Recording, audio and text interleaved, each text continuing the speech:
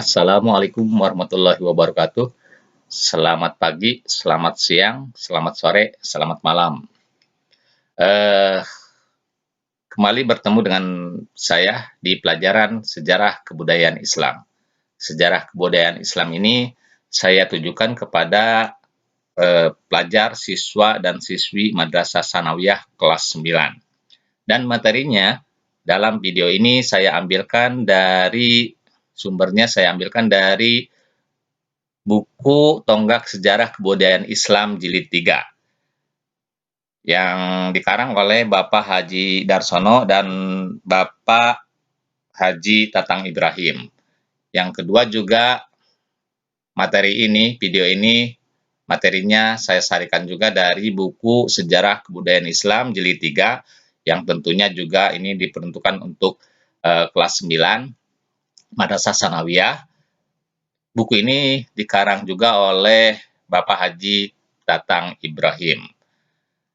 Baik, selanjutnya kita ke materi dalam bahasan saat ini, yaitu tentang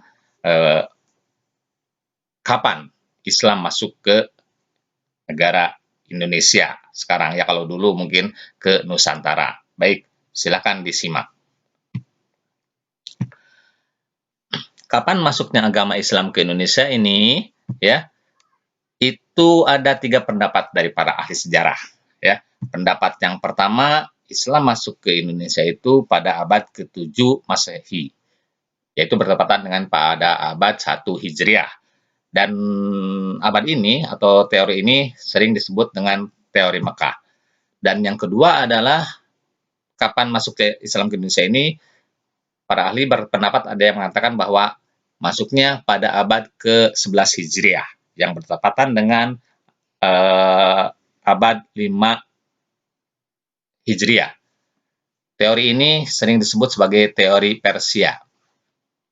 Dan yang terakhir juga ada yang berpendapat bahwa Islam masuk ke Indonesia ini terjadi pada abad ke-13 Masehi yang bertepatan dengan Hijriah itu tahun 7 Hijriah ya. Dan teori ini disebut sebagai teori Gujarat. Itulah 3 pendapat kapan masuknya Islam ke Indonesia.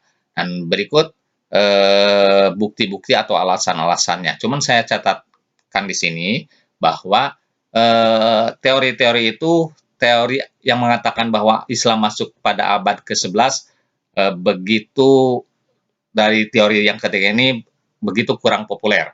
Jadi yang populer itu Islam masuk ke Indonesia teori abad ke-7 Masehi dan abad ke-13 Masehi. Tapi meskipun begitu, saya akan memberikan ulasan atau bahasannya ketiga pendapat tersebut yang telah disebutkan ini ya. Nah, yang pertama, Islam masuk abad ke-7 Masehi, masuk ke Indonesia atau teori Mekah ini, bukti-bukti dan alasannya adalah 1. Adanya catatan sejarah kerajaan Cina.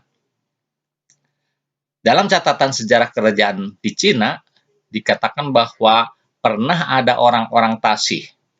Dan saya stop dulu. Orang Tasih ini diinterpretasikan oleh para ahli sejarah sebagai orang Arab.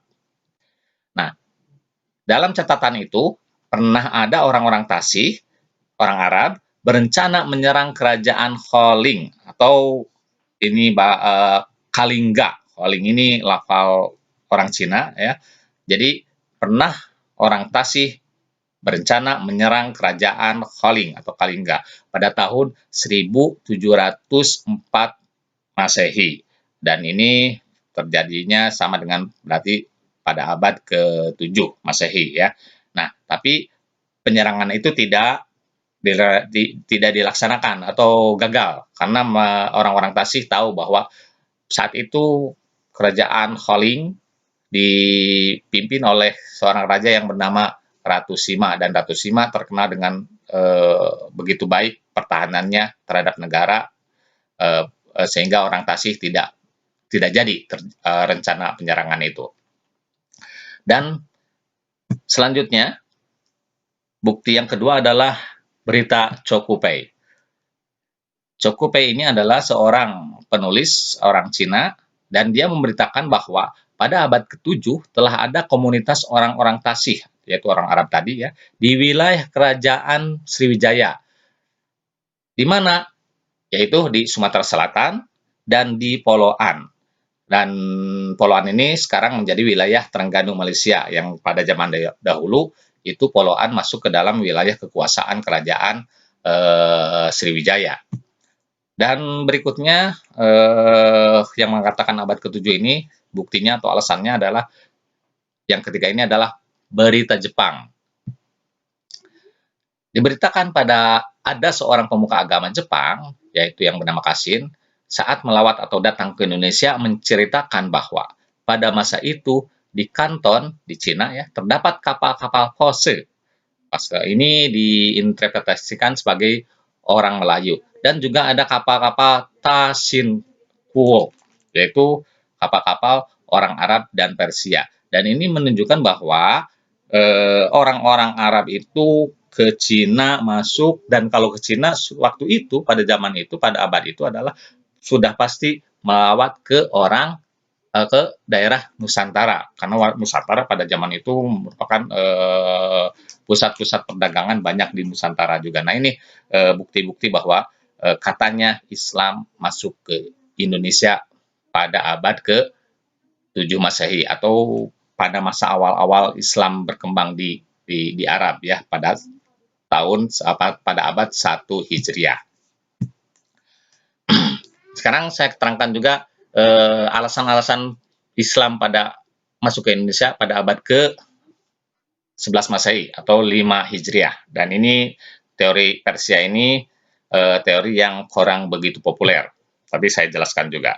Ya, dalam bukti-buktinya, para ahli mengatakan bahwa Islam masuk ke Indonesia pada abad ke-11 itu, yaitu ditemukannya sebuah makam.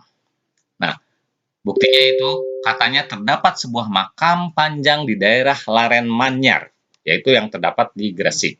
Yaitu adanya sebuah makam Fatimah binti Maimun dan rombongannya. Artinya itu makam-makam orang Islam ditemukan di situ. Pada makam itu terdapat prasasti atau nisan-nisan yang bertuliskan huruf Arab Rik'ah yang berangka tahun 1082 Masehi. Nah, itu alasannya Islam masuk ke Indonesia pada abad ke-11 ini.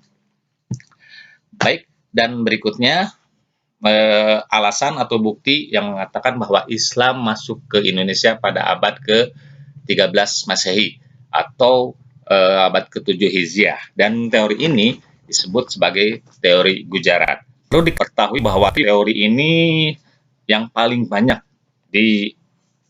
didengungkan, yang paling banyak diikuti di dalam buku-buku sejarah.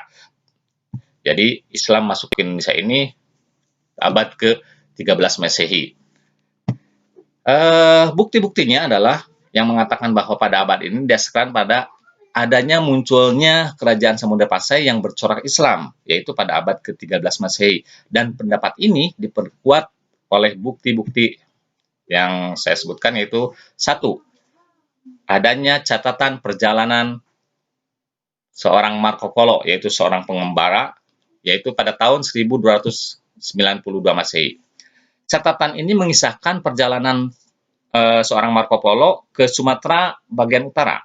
Pada masa itu, Marco Polo sempat singgah di kerajaan Islam Samudra Pasai dalam pelayarannya kembali ke Eropa dari Cina.